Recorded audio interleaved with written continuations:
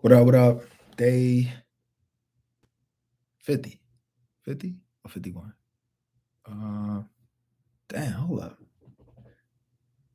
No, day 51. I think I got it wrong in the title. Can I change it? Let me see if I can change it. I don't think so. I had to change it after. But either way, if you're watching this, go ahead and go to the 2-minute mark. I'm gonna start the video then. See if I can figure out some of this stuff.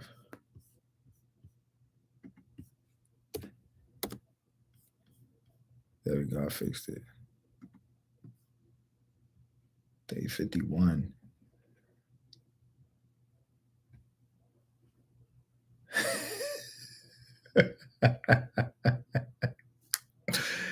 Oh shit.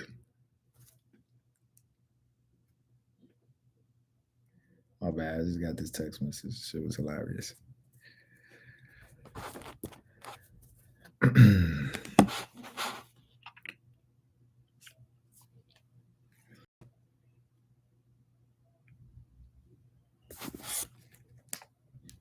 That message was funny. If you watching.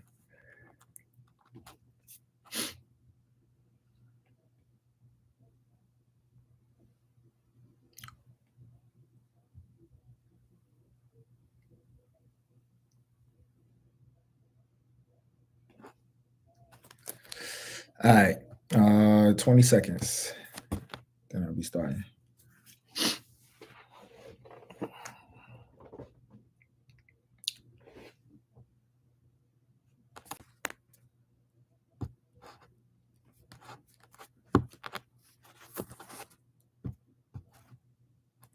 All right, here we go. Today we're talking about habits that you need to establish to sculpt your body, to build your body up. I hope for all people who watch some of my one of my old videos, y'all started working out, y'all started implementing some stuff. This is to people who's just they're not complete novice, but they still more so in the beginning stages, or have been working out for a little while, but want a few more tips. It's not gonna be anything outrageous. Feel like I got, but I know I'm not one of them people. It's just I guess the shine, the shine of the light. But some of the people that always have caked up spit right here and shit like that. One of my old bosses was like that. He used to always have caked up spit. Like, oh, drink some water, son. You thirsty. Anyways, so discussing some of the things we have. Excuse me. How often you should go to the gym? First and foremost, right? 3 is maintenance. Anything 3 and under is maintenance. If you're just starting, like really just starting, then 3 can get you some results. But for the most part, 3 is maintenance. It's you just got to stimulate growth. Unless you're doing 3 days a week, but you're doing full body. If you're doing 3 days a week and you're doing full body and you're going pretty hard, not too hard. Well, it's but so hard you can go when you're doing full body because you can't hit every muscle group but so many times within an hour. Duration is another thing, right? How long are you in the gym? After an hour, your cortisol levels rise. Your testosterone drops, your cortisol levels rise. So you start actually working in reverse. So it's really not even that beneficial to be in the gym, strength trainer for a longer period of time than an hour. So keep it short. Now you could be in there longer. Excuse me. When you are talking about warm up and stretching, but the actual strength training portion of it shouldn't go past an hour. Sometimes it will, because people in the gym, they're in the way.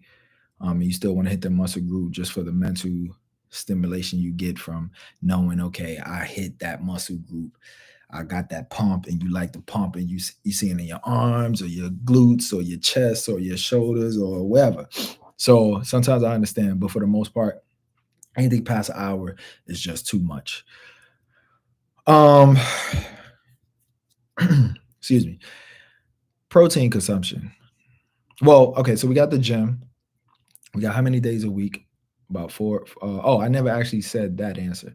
4 to 5 days is where you want to be at. Can you go 6? Yes. 7 is pushing it. 7 can be done, but the problem is, what are you doing during the week? Are you going crazy hard? If so, 7 is going to be way too much. And recovery is part of it. And I'm gonna get to that part. But so stay away from 7. 6, you shouldn't be doing this if you're new to the gym or fairly new within that first year. 6 will be for people who have been going to the gym for quite some time, for maybe 3 to 5 years already, and they trying to intensify. They trying to not intensify, but they trying to increase um, certain parts of their body, maybe enhance, I should say. So they put a little extra day into it or something like that. But you shouldn't be going 6 days a week for the average person. And it shouldn't, even if you did go 6 days a week, you shouldn't go 6 days a week for too long. It's a season. Do it for a season. After that season, go back to 4 to 5 days a week. 4 to 5 days is the sweet spot. And because part of it is, like I said, the recovery, and I'm gonna get to that. Eating protein. How much protein? Matter of fact, you know what? We're gonna go to the recovery, and then I can touch on the last few things. So recovery routine. What is recovery? What is the routine? One is eating and what eating properly. So making sure you're getting enough protein. That's the most important thing. And by protein, it is the protein that is a complete protein. So it must have all the essential amino acids. So typically your meats, um, you're going to get the complete uh, protein from meats. So like if you look at, let's say, peanut butter or nuts, it'll say it has a certain amount of grams of protein, but those proteins are incomplete. Those proteins aren't going to allow muscle growth unless you get other proteins coupled with it that are covering the amino acids. For the protein to be complete, you must have all the amino acids. So that's very important. Um, the three crucial ones is uh damn, I'm drawing a blank right now. Oh my god, I just drew a complete blank. It's all good. You can look it up.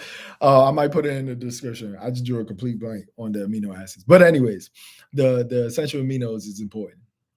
Um, so eating your meats, eggs, just pretty much things that once were alive and breathing and have organs.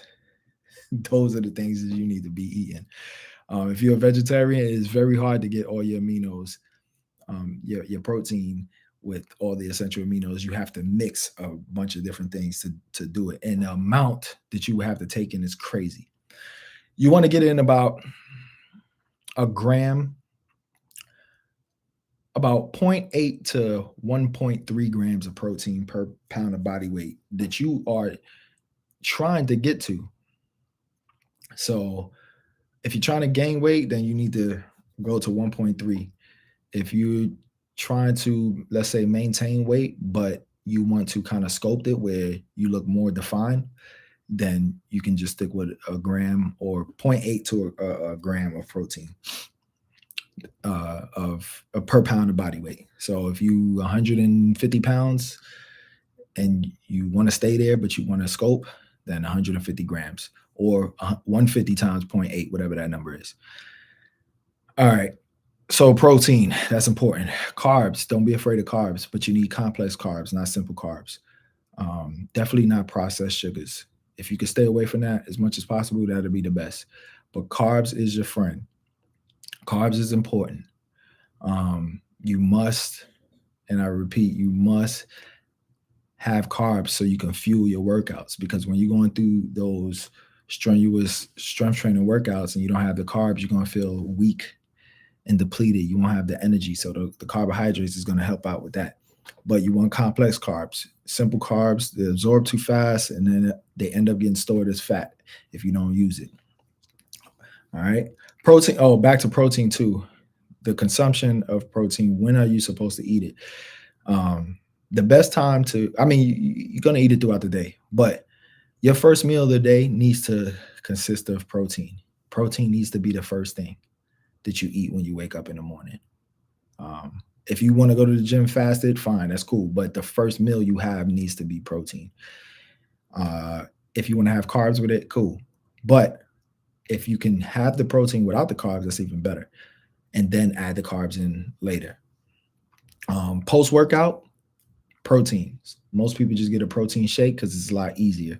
But those are the times, because that's when your body is going to absorb most of that protein, especially post workout. You have that pump going. You absorb about 80% of the food that you take in during that time, and a lot of it's going to go straight to the muscle that just got damaged to help repair those damaged muscle fibers. So making sure that you taking protein in the morning, first thing, post workout, two most important times. Back to carbs, like I said, you still need it. Make sure it's complex carbohydrates. You can look up a list to see what, like, sweet potatoes are complex, but regular potatoes are simple. So it's different things. Just look up a list of complex carbohydrates, and these are the things that you can eat.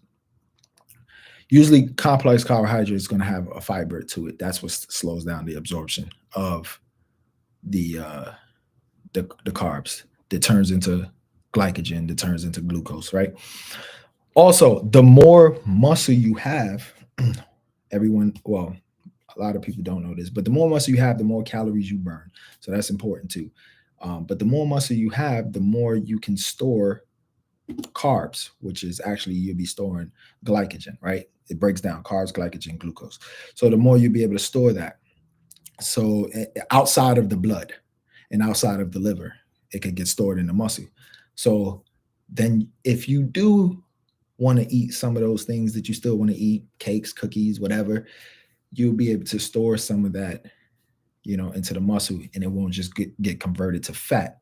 Feel what I'm saying? So that's another reason why it's important to have that muscle. Back to recovery, hydration. Making sure you're hydrated. Drinking water. Getting in those electrolytes. Getting in some salt, Celtic salt. That's going to be good for you. Excuse me. That's going to be good for you, because you don't want to be cramping and stuff like that. Too much water is also a problem. So don't drink too much water. Drink, I think it's what, 50, 50 ounces, of water that we lose per day. So definitely get in 50 plus a little bit more, right? So is it 50 ounces? I think so. But anyways, so making sure you get in enough water, but you don't have to drink too much.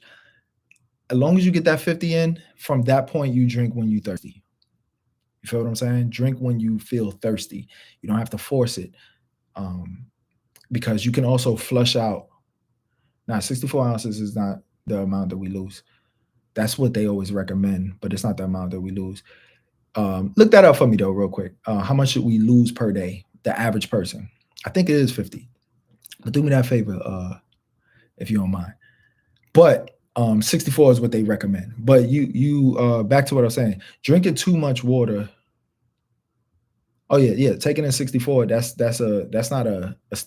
like a standard number, but it's not an actual true number, because really they say that you're supposed to take in 75% of your body weight in water.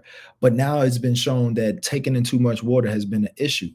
That they've been pumping this drink water, but it's actually flushing out a lot of nutrients in our body, too much nutrients. And then they'll go back to you and say, well, your iron is low. You got to take an iron pill, or this is low, or that is low. So drinking too much water is actually a problem. That's why I said drink when you're thirsty. As long as you once you get in that bare minimum, you drink when you're thirsty.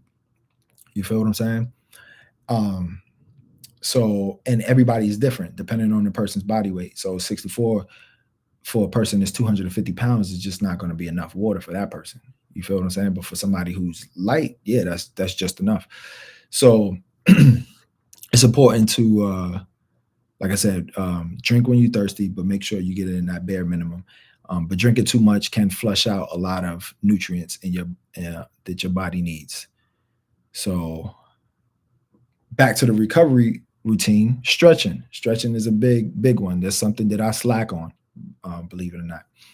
But it is vital. It helps with stretching and somewhat myofascial release, which is like deep tissue massage, right?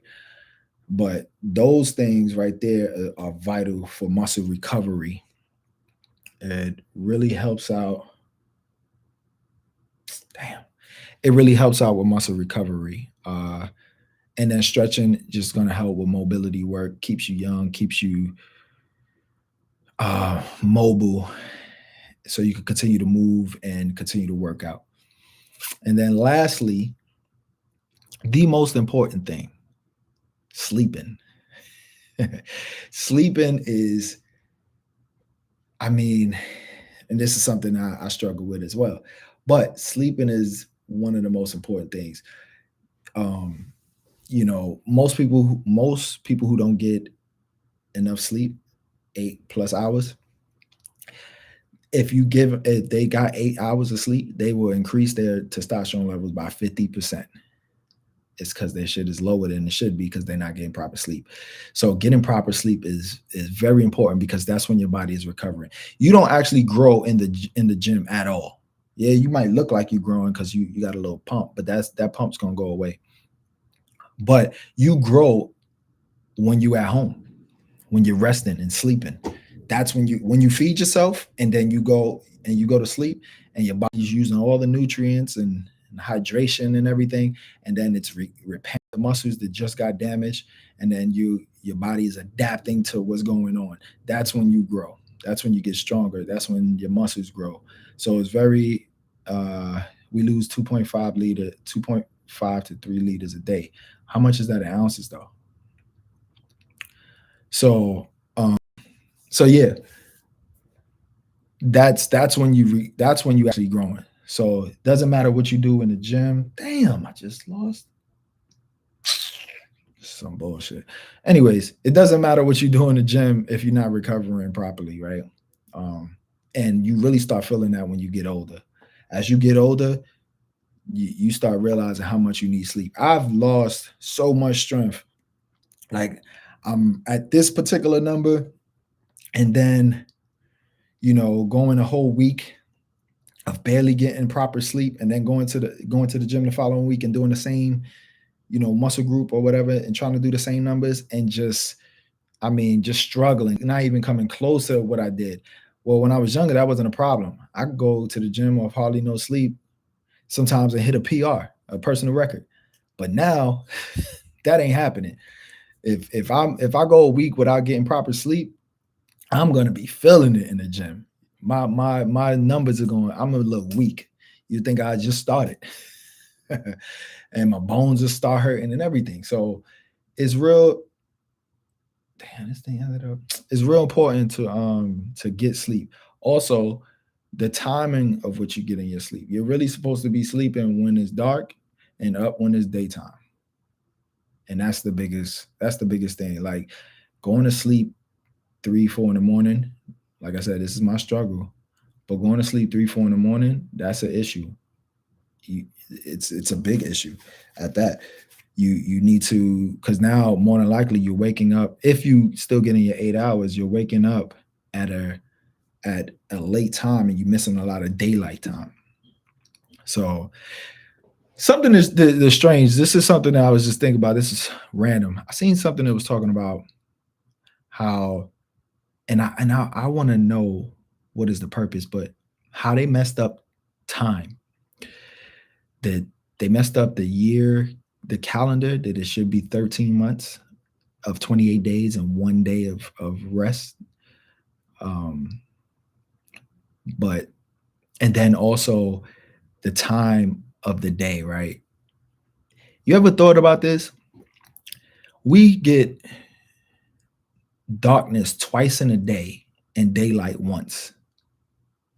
We also get um winter twice in a year, but all the other seasons only once, right? So how it should be is the day should actually start when sun rises, and then you have all of the daytime and then all of the nighttime, and that should be a complete day, right? But a new day starts for us in the middle of the night when we sleeping at 12 a.m. This shit is weird. Why is it start? Why is a new day starting and we still have like 6 hours of nighttime to go? So nighttime falls twice in the day because it falls from 12 to 6. Then you have from 6 a.m. to, let's just say, if we talking about the wintertime, 6 p.m. Or even if we talking about the summertime, it goes to 9 or 10 o'clock whenever it gets dark. And then you still have darkness again. So you have darkness twice in a day. That's crazy to me. And then in the year, you have winter. Winter starts the 21st of December or 22nd, one of those 2 days, right? So that's a week right there, or 10 days of wintertime, right? Official 10 days. But then you also have it from January all the way until spring, March 21st, 22nd, whenever it is, which is weird. I never understood that shit. You know what I mean? But, anyways, at the end of the day, your circadian rhythm is something that you need to pay attention to. So you need to be up when it's daytime and sleep for the most part when it's dark. So going to sleep 3, 4 in the morning and getting up and missing most of the day is also going to be a problem. So that's the steps to, some things you need to establish when it comes to building muscle. You have your protein, how much protein you should be taking in, the meals, how many meals a day you should be eating. It's really not as big of a deal as people seem. Do what works for you, because you have intermittent fasting, you have people who eat 3 times a day, you have people who eat 5 times a day. Try different things, see which one works for you. Intermittent fasting is supposed to burn a lot of fat, right? But when I do intermittent fasting and I eat all my meals in a short window of time, I don't burn any more fat than when I eat it 3 times when I'm eating 3 times a day. But I actually do lose more weight when I'm eating 6 times a day, smaller meals. So that's what works for me. But for some people, intermittent fasting works. But the first thing you eat when you wake up is important, and it needs to be high in protein. You can get your carbs in later, but also try not to really eat carbs by itself, unless it's like, unless it's a fruit or something like that. But if it's a simple carb, really try to get it in with some protein as well.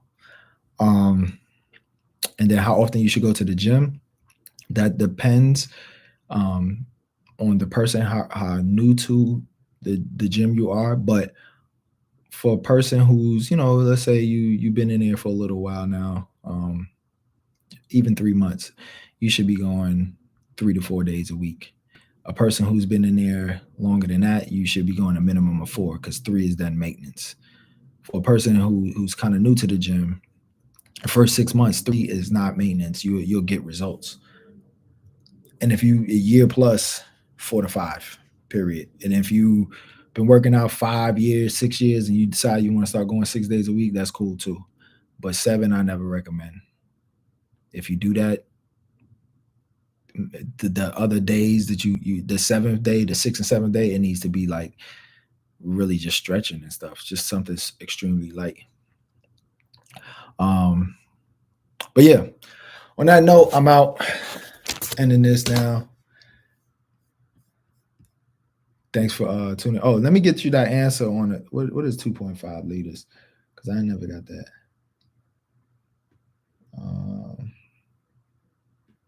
2.5 liters to ounces is Oh, it's 84 ounces. Hold on, let me see something. Many ounces do we lose a day?